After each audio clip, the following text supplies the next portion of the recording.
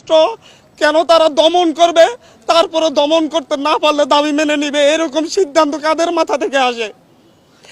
আজকে যে স্বরাষ্ট্রমন্ত্রীর আন্ডারের পুলিশ বাহিনী, যে স্বরাষ্ট্রমন্ত্রীর আন্ডারের র্যাব বাহিনী, যে স্বরাষ্ট্রমন্ত্রীর আন্ডারের বিজিবি বাহিনী, যাদের মাধ্যমে আমার ভাইয়েরা খুন হয়েছে, সেই স্বরাষ্ট্রমন্ত্রীর সাথে আমাদেরকে বসার জন্য আহ্বান জানানো হচ্ছে। উনি কি এই যে 200 লাশ পড়েছে এটার জন্য কি উনি অনুতপ্ত? এটার জন্য কি উনি দায় স্বীকার করেছেন? উনি কি ক্ষমা চেয়েছেন? আমরা কিভাবে এই রক্ত খেকো মন্ত্রীদের সাথে আমরা আলোচনা করতে পারি, যারা হচ্ছে রক্তের বন্যা বয়ে এই দেশে একটা অরাজক পরিস্থিতি সৃষ্টি করেছে? আমাদের সাথে তো আগেও বসা যেত, আমরা তো আলাপ আলোচনা করতে পারতাম, এর সমাধান হইতো। সরকারের যে যুক্তিগুলা তুলে ধরতো, আমরা আমাদের যুক্তিগুলা তুলে ধরতাম, সুন্দর সমাধান কি হতে পারতো না? এই লাশগুলার দায় কে নিবে? আজকে এখানে আপনাদের কাছে দাঁড়িয়েছি অবিলম্বে আমাদের ভাইদের, যাদেরকে গুম করা হয়েছে, যাদের আমরা খোঁজ পাচ্ছি না, তাদের অবিলম্বে সন্ধান দিতে হবে। 24 ঘন্টার মধ্যে সন্ধান না দিলে আমি আমার ভাইদেরকে নিয়ে আমি রাস্তায় শুয়ে থাকবো। আমরা আমাদের ভাইদের খোঁজ না পাওয়া পর্যন্ত প্রয়োজন আমাদেরকেও গুম করে নিয়ে যান, আমরা কেন বাইরে থেকে কান্না করব? আমাদের ভাইরা কি ক্যাম্পাসে,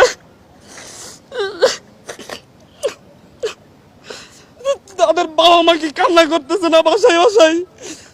এরকম অরাজক পরিস্থিতি তৈরি করে কেন আমাদের ভাইদেরকে খোঁজ পাওয়া যাবে না? রিফাত রশিদের ভাই, রিফাত রশিদের বাবা পথে পথে কান্না করতেছে, ঘুরতেছে, ধানমন্ডি থানায় গিয়েছে, ধানমন্ডি থানা বলতেছে আমাদের এখানে না, শাহবাগ থানায় গিয়েছে, শাহবাগ থানা বলতেছে আমাদের এখানে না, নিউ মার্কেট থানায় পাঠাচ্ছে, নিউ মার্কেট থানা বলতেছে আমাদের এখানে না। তাহলে কোথায় পাবে রিফাত রশিদকে? আমার একটা জুনিয়র ছোট ভাই, ওকে গুম করে দিতে হবে কেন আপনাদেরকে? রেসিডেন্সিয়ালের একটা 16-17 বছরের ছেলেকে গুলি করে মেরে বেড়া হয়েছে। পুলিশ বাহিনীর সাথে, র্যাবের সাথে, ডিজিএফআই এর সাথে লাঠি নিয়ে, অস্ত্র শস্ত্র নিয়ে সাদা পোশাকে ছাত্রলীগ যুবলীগ কেন হামলা করবে?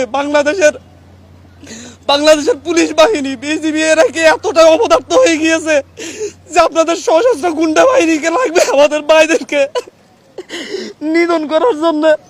আমি আজকে সকালে পত্রিকা পড়তেছিলাম, পত্রিকায় দেখলাম যে বিভিন্ন মন্ত্রীরা, ক্ষমতাসীন দলের বিভিন্ন নেতারা হুমকি দিচ্ছেন এরপরও যদি আন্দোলন না থামে ওনারা দমন করবেন। ওনারা ছাত্র আন্দোলন দমন করার চিন্তা করেন, ওনারা ভুলে যাচ্ছেন 1952 সালে দমন করতে গিয়ে পাকিস্তানি হানাদাররা ব্যর্থ হয়েছে, 69-এ ব্যর্থ হয়েছে, 64-তে ব্যর্থ হয়েছে, 66-তে ব্যর্থ হয়েছে। ওনারা কিভাবে সফল হবেন?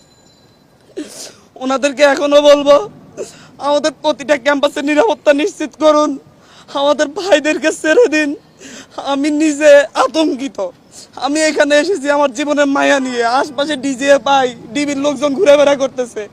আপনাদের এখান থেকে উঠে যাওয়ার পর হয়তো আমারও আর খোঁজ পাওয়া যাবে না। এভাবে একটা সভ্য রাষ্ট্র চলতে পারে না, এভাবে কোনো স্বাধীন রাষ্ট্র চলতে পারে না।